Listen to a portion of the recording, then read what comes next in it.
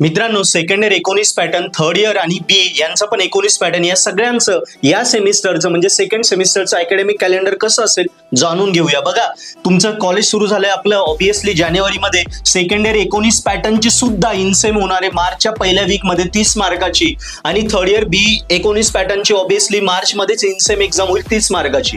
Term end 25 April, submission 30 April, oral practical 1 ते 10 May. End sem जी exam आहे त्याच्यामध्ये बॅकलॉग होईल, मग रेग्युलर होईल त्या 10 ते 30 मे मध्ये. आणि बीईच्या मुलांना जो प्रोजेक्ट असतो तो साधारणतः या एक्झामच्या आधी होऊ शकतो किंवा नंतर होईल, त्याचं अजून कन्फर्मेशन आलं नाही, पण टेंटेटिव्हली सांगतो बीईचं ओरल प्रोजेक्ट जी असते तिची एक्झाम तुमची जून मध्ये होईल. सो मित्रांनो, हे तुमचं अकॅडमिक टाइम टेबल आहे या सेमिस्टरचं.